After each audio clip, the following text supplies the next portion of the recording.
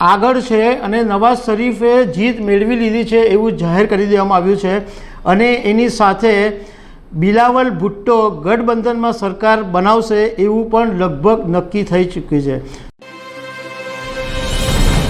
નમસ્કાર દર્શક મિત્રો, પાકિસ્તાનમાં 8 ફેબ્રુઆરીએ મતદાન થયું હતું અને નેશનલ એસેમ્બલી ઇલેક્શન, જેવી રીતે આપણે ત્યાં લોકસભાની ચૂંટણી કહેવાય છે ત્યાં આગળ ત્યાં નેશનલ એસેમ્બલી ઇલેક્શન કહેવાય છે અને 48% જેટલું મતદાન થયું હતું।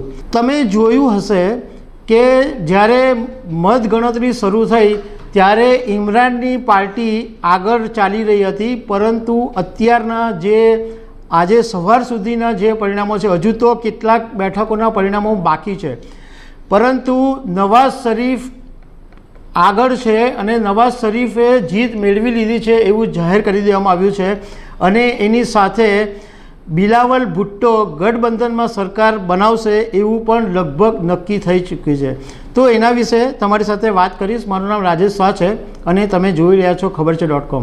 દર્શક મિત્રો, પાકિસ્તાનની અંદર નેશનલ એસેમ્બલી ઇલેક્શનમાં ટોટલ 336 સીટો છે, પરંતુ 265 બેઠકો ઉપર જ ચૂંટણી થઈ હતી અને એમાં બહુમતી માટે 134 બેઠકોની જરૂર છે।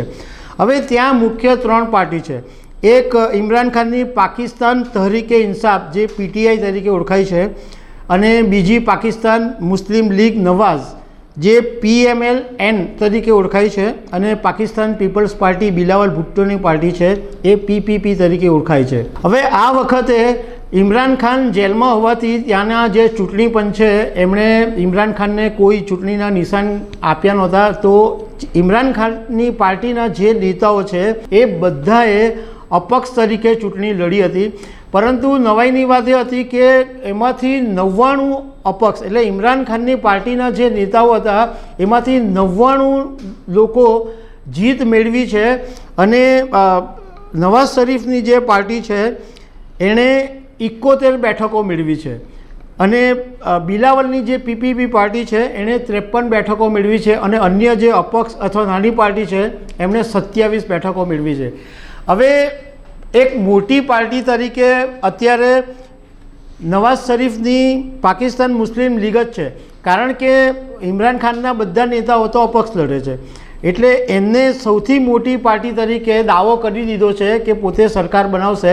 અને બીજી જે PPP બિલાવલ ભુટ્ટોની પાર્ટી છે એને 53 બેઠકો મળી છે, એટલે આ બંને ગઠબંધનમાં સરકાર બનાવવાની લગભગ નક્કી છે અને એમની મિટિંગો પણ થઈ ગઈ છે, એટલે આગામી દિવસોની અંદર નવાઝ શરીફ અને બિલાવલ ભુટ્ટોની સરકાર બની જશે। હજુ 15 બેઠકોના પરિણામ બાકી છે। પાકિસ્તાનની ચૂંટણીની અંદર એક મહત્ત્વની વાત એ પણ સામે આવી કે જ્યારે એવું લાગ્યું કે આ તો ઇમરાન ખાનની પાર્ટીના નેતાઓ સૌથી આગળ આવી રહ્યા છે, તો પાકિસ્તાનની જે આર્મી છે એણે દખલઅંદાજી કરી અને રિઝલ્ટના મતગણતરીને અટકાવી દીધી હતી અને લગભગ 18-19 કલાક સુધી મતગણતરી શરૂ કરવામાં વિલંબ થયો અને આખરે સૈન્યએ પણ જાહેર કરી દીધું કે ભાઈ આ પાકિસ્તાનના હિતની અંદર આ નવાઝ શરીફની પાર્ટી અગ્રણી છે। દર્શક મિત્રો, આવી અનેક વાતો સાથે અમે તમને મળતા રહીશું। Thank you very much.